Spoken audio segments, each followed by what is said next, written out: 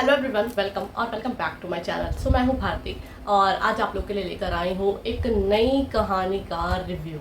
ठीक है, I know बहुत लेट हो चुका है और मैं रिव्यूज़ आप लोगों के साथ शेयर नहीं कर पा रही हूँ, बट अब की बार फॉर श्योर मैं ट्राई करूँगी आप लोगों को जल्दी से जल्दी रिव्यू वीडियो जो है वो शेयर करने की, क्योंकि बहुत सारे लोग हैं वो मुझसे कह रहे हैं कि दी हमें स्टोरी नहीं समझ आ रही, हम कौन सी स्टोरी पढ़ें, आप अपना रिव्यू क्यों नहीं दे रहे हो, आप कहाँ बिजी हो गए हो। तो यार बस मैं क्या बताऊँ यार, मेरे को समझ में नहीं आता कि मैं आप लोग को एक्सप्लेन कैसे करूँ चीज़ों को।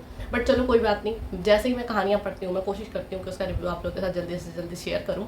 और आज भी मैं कुछ ऐसा ही करने वाली हूँ आप लोग के साथ। एक न्यू स्टोरी, न्यू नॉवल जो कि पॉकेट एफएम की है, उसे मैंने ट्रेंडिंग नॉवेल्स की लिस्ट से पिक किया है और बल्कि मैंने कल रात को ही उसे पढ़ा है। ठीक है, और स्टोरी काफ़ी इंटरेस्टिंग है। अब वो कैसे है, क्यों है, ये जानने के लिए तो आप लोगों को पूरी वीडियो पर तक देखना पड़ेगा, तभी आप लोगों को चीज़ें जो है वो क्लियर होंगी।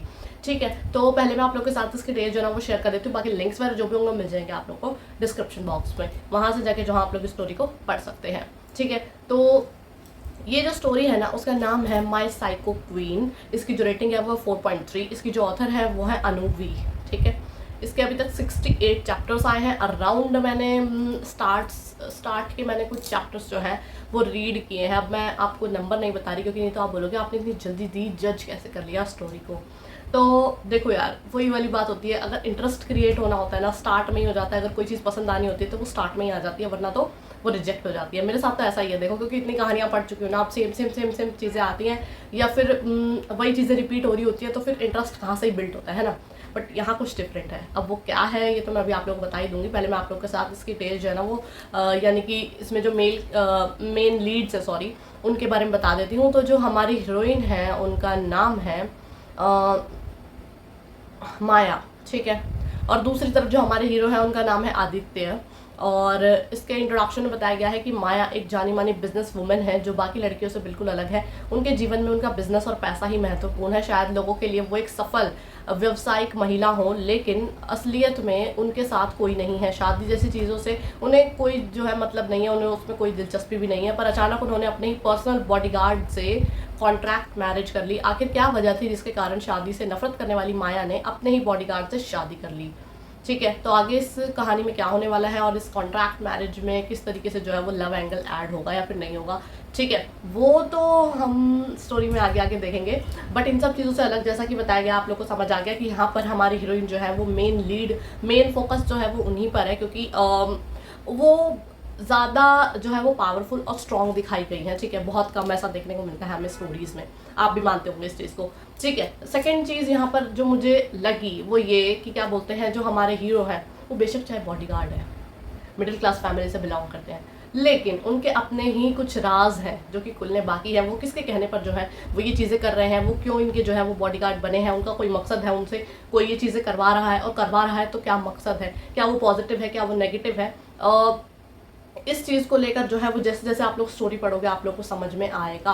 और इस बीच हमारी हीरोइन जो है वो ऑलरेडी बहुत दुखियारी है। अब मैंने दुखियारी क्यों बोला, जबकि वो सारी चीज़ें उनके पास है जो एक इंसान को खुशहाल जीवन जीने में मदद करती है। फैमिली है, पैसा है, पावर है, तो फिर क्या प्रॉब्लम है। देखो, फैमिली ज़रूर होती है, लेकिन ज़रूरी नहीं होता है कि वो फैमिली वैसी हो जैसा कि हमें दिखाया जा रहा है। ठीक है, ऐसा ही कुछ इनके साथ है। इनकी फैमिली के अंदर इनके पिताजी, जिनसे ये बहुत ज़्यादा नफरत करती हैं, उसका रीज़न क्या है मैं क्यों बताऊँ।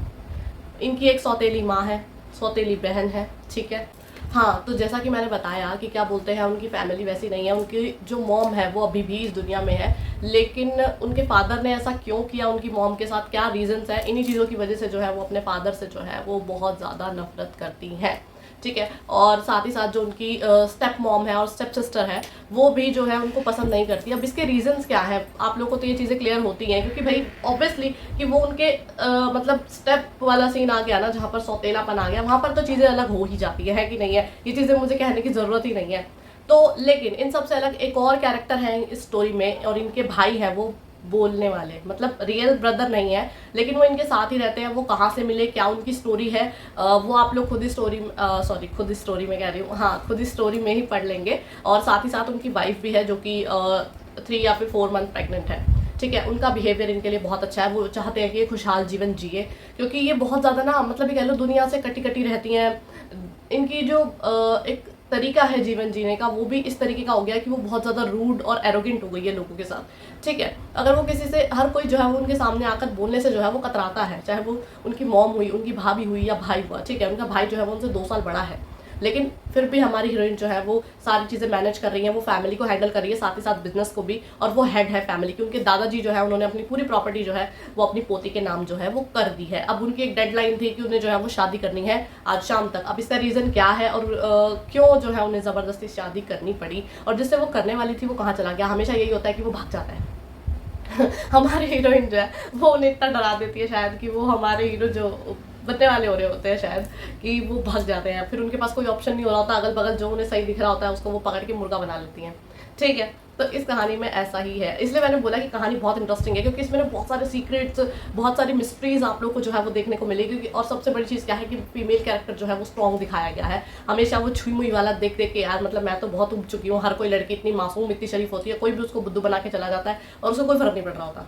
ठीक है, तो यही सारी चीज़ें हैं। बाकी और मैं स्टोरी में आप लोगों को क्या बताऊँ, मैंने आप लोगों को मेनली सारी चीज़ें जो है वो बता दी हैं। बस कुछ जो है क्वेश्चन मार्क्स आप लोग के लिए छोड़ दिए, क्योंकि आप लोग स्टोरी पढ़ोगे तो यार कोई तो रीज़न होना चाहिए ना पढ़ने का, तो बस वो रीज़न मैंने आप लोगों को दे ही दिए हैं। अब आप लोग बताओ कि आप लोगों का इंटरेस्ट क्रिएट हुआ स्टोरी को लेकर कि नहीं हुआ।